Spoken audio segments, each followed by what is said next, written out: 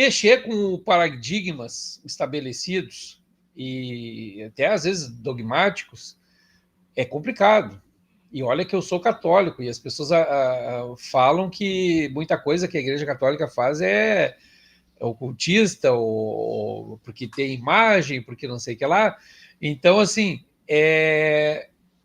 ainda assim, eu tenho receio de falar algumas coisas, porque o problema é que as pessoas, quando elas não entendem, ou elas entendem de uma forma completamente inversa o que a gente está falando, não tem o que fazer, né, Márcio? Então, é muito cuidado mesmo, né? Muito cuidado que a gente tem que ter com alguns assuntos.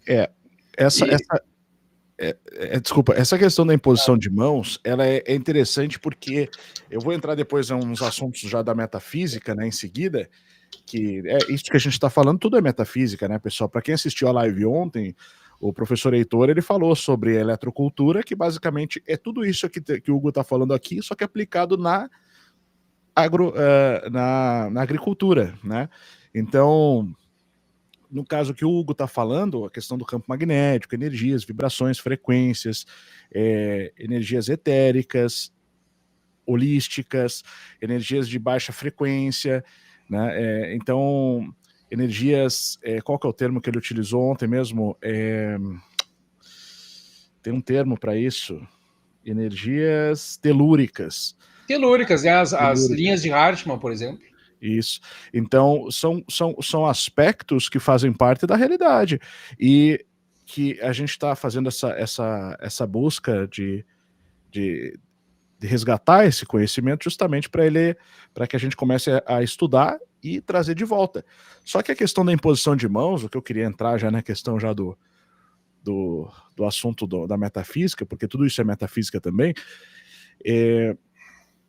faz parte desse amplo campo de estudos, né?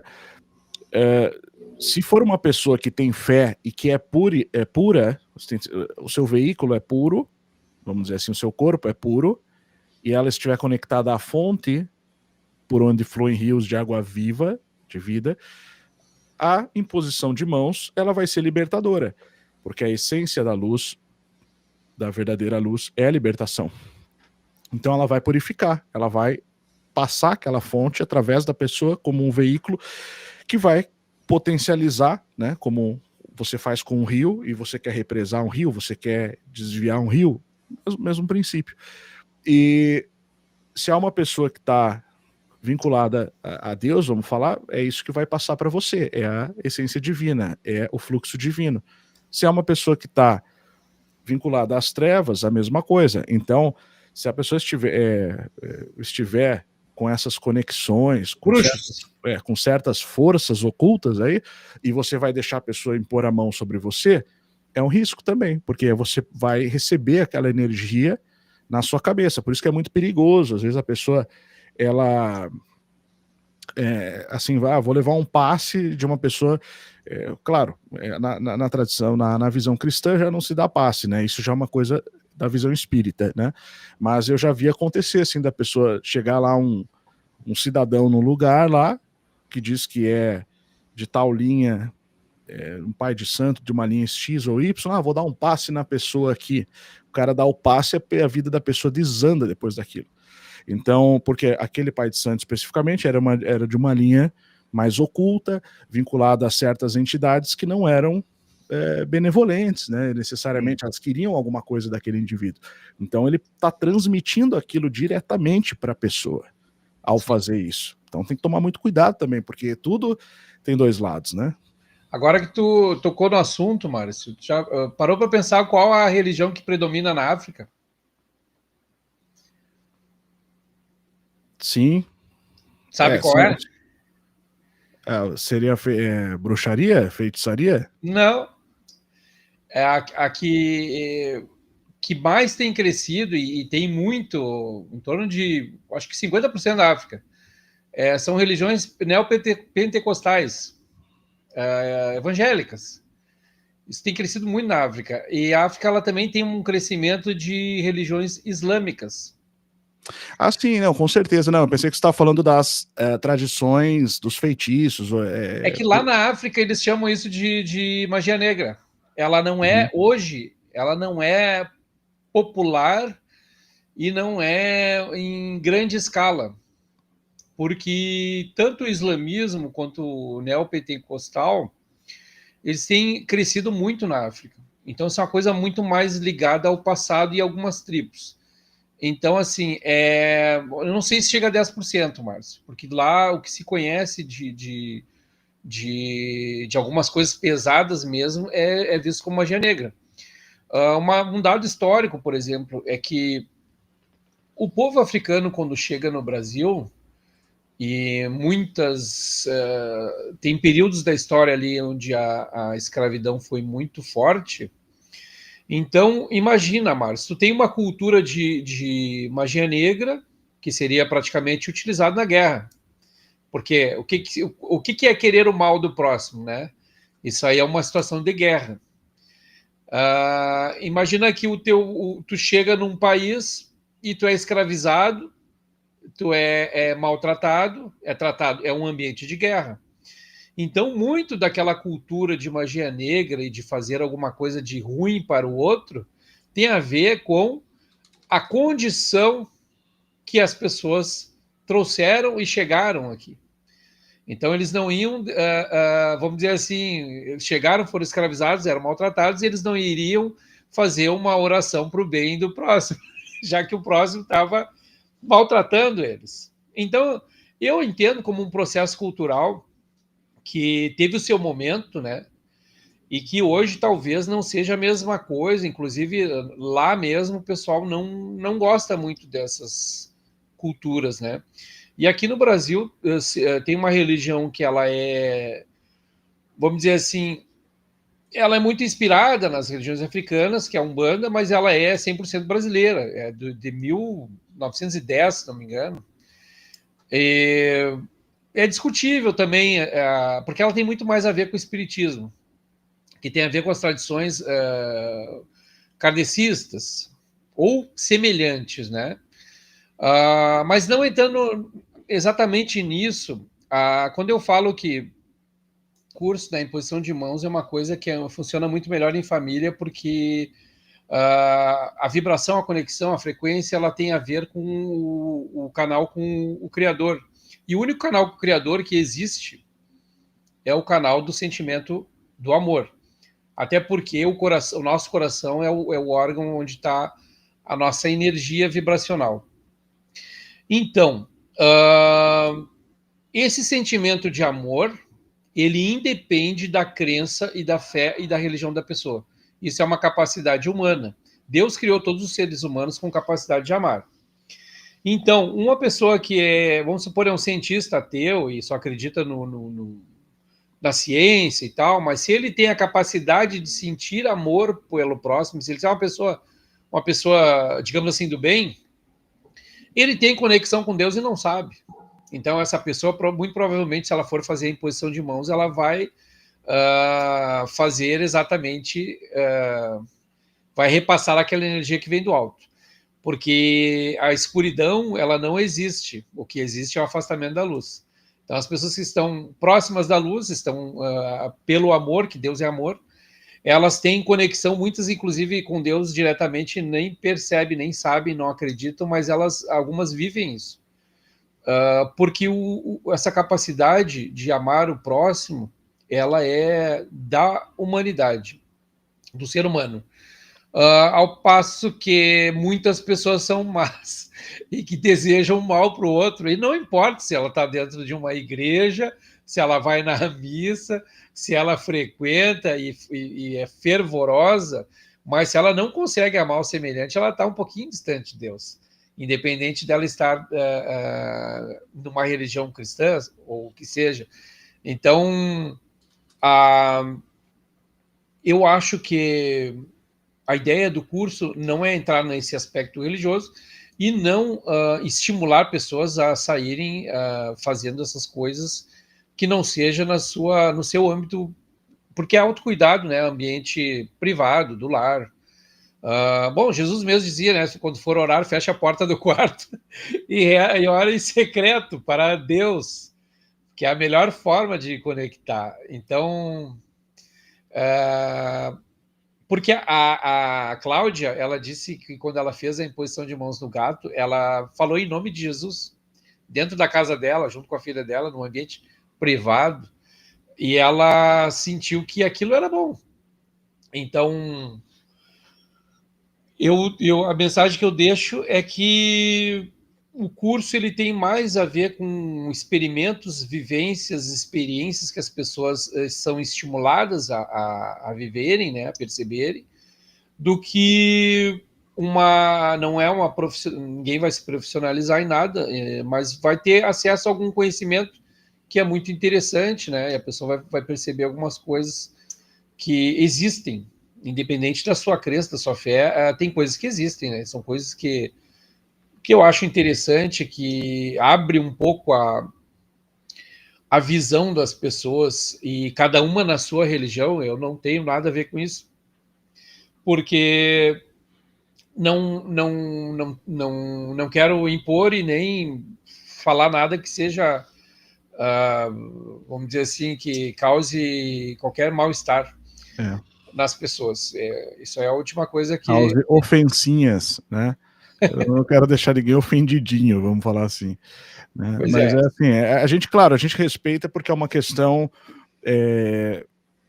antropológica, legal, né? E a gente precisa respeitar sempre a crença do próximo, tá? Mas respeitar nem sempre é concordar, né? Claro. Especialmente quando você tem noção de como certas práticas são feitas e com que finalidade. Sim. Então, a gente pode discutir isso no âmbito, num alto nível, de respeito, no nível intelectual e tudo mais.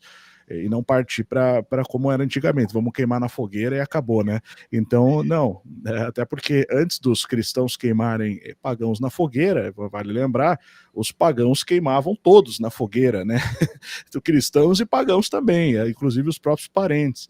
Né? Então, passaram pelo fogo. Os cristãos foram os primeiros a ir para a fogueira, porque o Império Romano utilizava os cristãos como poste de luz à noite.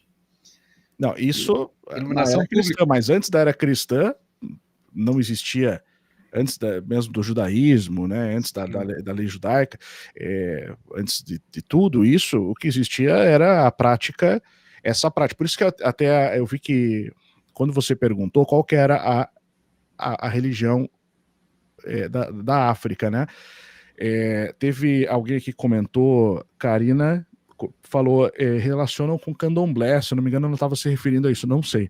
Mas o candomblé, no caso, ele já é uma religião de matriz africana, ele já é uma importação, né, que veio com os escravos e tal, e que foi tomando forma aqui no Brasil, como a Umbanda também, né? Então é uma coisa de uma cultura já afro-brasileira, vamos falar assim.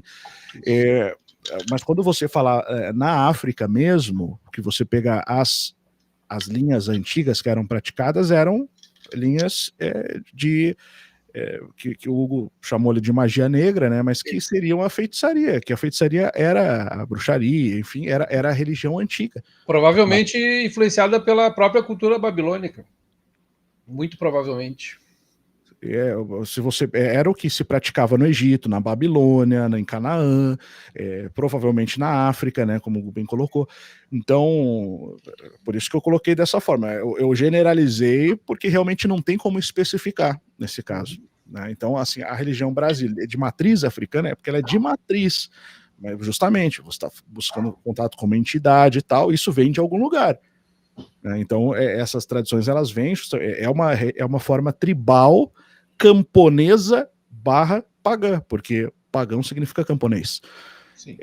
Tribal camponês, não camponês já medieval. Camponês que a gente fala seria mais um termo para tribais, né? Porque essa questão de falar que pagão era camponês já é uma questão semântica, mas o sentido mesmo original ele tem a ver mais com as práticas tribais, onde as pessoas, por meio de práticas intuitivas, elas iam buscando alcançar o metafísico, né? Mas, Hugo, então, assim, eu te agradeço grandemente pela sua riquíssima explanação, né, como sempre, nesse assunto, que você domina, né, e a gente fica muito feliz de ter esse estudo dentro do Instituto São Brandão, né, agora, antes do Instituto Licente, agora no Instituto São Brandão, porque isso enriquece demais, né, e é algo que a gente precisa resgatar e desenvolver, com certeza, Sim. como estudo. E São Brandão, que é um santo católico, mas tem um propósito esse nome, obviamente. Ele, inclusive, até vou falar uma coisinha e vou sair correndo, tá? A Igreja Católica ela é romana porque Paulo morreu na necrópole vaticana, que era um necrotério, e foi soterrado depois e criaram a Basílica, a Igreja de São Pedro. Falei Pedro, né? Paulo. Paulo. Paulo, eu ia perguntar, não é Pedro? Daí você corrigiu. Foi Pedro. Pedro morreu em Roma. Tanto que o Constantino, o Império de Constantino fica na Turquia, Constantinopla, mas e a base do Império Romano é em Constantinopla, e Pedro continua, a Igreja de Pedro continua em Roma, porque foi lá que ele morreu. Então, o tempo que os cristãos foram perseguidos pelo Império Romano, em que faziam eles de poste de iluminação, ou colocavam eles no Coliseu para morrer, quem fez tudo isso foi o Império Romano. Então, a Igreja Católica, a Igreja dos Apóstolos, ela já sofria perseguição desde sempre. Não tinha nenhum livro para carregar embaixo do braço, porque não existia essa compilação da Bíblia. Então, eles só tinham a palavra de Cristo e a fé, e morrer por Cristo e ser morto pelo Império Romano, até que um dia o Império Romano parou de persegui-los, parou de matá-los. E muito antes disso, Pedro foi assassinado pelo Nero, né? Pediu para ser crucificado de cabeça para baixo, e inclusive o símbolo de Pedro é a cruz invertida. Quando vê em filme de terror a cruz invertida, se tiver o Cristo, pode ser uma ofensa, mas se ela for só a cruz invertida, é o símbolo, o simbolismo de Pedro, do martírio de Pedro, né, que ele escolheu ser crucificado de cabeça para baixo, porque ele não se sentia à altura de Cristo, até para a morte ele sentia que seria uma ofensa. Então ele foi executado pelo Império Romano, que é o chefe da Igreja Católica, foi executado pelo Império Romano em Roma, crucificado, e durante mais uns 300 anos, aproximadamente, todos os cristãos foram mortos pelo Império Romano, até que o Constantino, por alguma intervenção divina, talvez, ele tenha se convertido, ou simpatizado, ou cansado de perseguir aqueles cristãos que não faziam parte das festas romanas, porque as festas eram contrárias à fé do Evangelho de Cristo, porque elas eram depravadas, né? Então eles se sentiam ofendidos com a presença dos cristãos que apontavam esses erros, assim como João Batista apontava os erros do Herodes, o Herodes ficava incomodado, né? Então uma situação meio parecida. E aí depois o Constantino permitiu que os bispos da igreja se reunissem sem serem mortos, e aí por isso que surgiu aquele concílio dos cânones, e surgiu posteriormente a confecção da Bíblia, e aí ficou mais fácil, né, Márcio? Mas, tipo assim, durante 300 anos no mínimo ali, foi sem escritura nenhuma, e foi em Roma, sim. Pedro foi para Roma pregar lá e foi morto lá, por isso que a igreja lá. E o Vaticano é um necrotério, ele não é um lugar de ouro, ele está em cima do sangue dos cristãos que foram mortos, porque chamava a necrópole vaticana, que fica soterrado. Hoje acho que ela é objeto de arqueologia, de estudo e tal. Então, assim, eu só falei isso aí, vou sair correndo e tá tudo certo. Porque às vezes o cara fala que é católico e o pessoal leva para o Império Romano, não tem nada a ver com o Império Romano. Isso aí sempre foi se pagar o preço de ser cristão sempre foi muito alto. Desde os tempos antigos, desde o início, desde o martírio de todos os apóstolos. E o único que foi poupado foi o João, porque provavelmente porque realmente dizem que ele se auto-intitulava o mais querido, mas na história que se prova que ele foi o único que não foi martirizado, né? Então, e ainda foi revelado o futuro da humanidade por ele. Então é isso.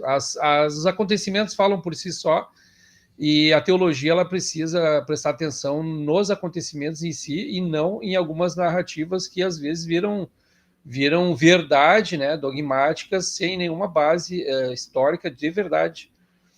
E o outro assunto eu não vou falar, porque senão vai dar muita polêmica. Tá Mas bom, é isso depois a aí. gente fala dele em outro momento. Tu sabe qual era. Mas enfim, eu achei muito bom falar sobre o curso, falar sobre todos esses assuntos, né, magnetismo e tal. E sejam todos bem-vindos, né, nesse pacote que está encerrando hoje, que é o Vitalício. Isso. Eu coloquei tanto o avulso, o mini curso Vibrações Vitais, que foi a maneira da gente até baratear ele, colocou como mini curso, né? E deixar. Mas ele é bem rico, tá, pessoal? O Hugo tá sendo modesto de falar que ele é rápido, não é tão rápido assim, né? Mas deve ter umas 10 horas, talvez. Tem 10 horas, mas a prática de algumas atividades ali leva meses. Porque... sim, é o conhecimento, e a pessoa pode ter... Um efeito que acontece, né? É o seguinte, Márcio, quando tu pratica Qigong, toda vez que tu chegar num lugar e as tuas mãos vibrarem, é porque tem alguém enfermo naquele lugar. Sim. Porque sai energia das mãos conforme alguém estiver necessitando. E claro que eu não vou sair curando, fazendo que nem o Yoda bebê lá do Star Wars, com a mão para lá e para cá, para achar quem é que está doente. Mas é um fenômeno muito interessante. Até queria deixar dito aqui que com os meses de prática de Qigong, a gente fica com uma sensibilidade nas mãos que, ao chegar perto de alguém que esteja adoecido, com algum problema energético, sim, as mãos começam a vibrar. É muito interessante. Perfeito, perfeito.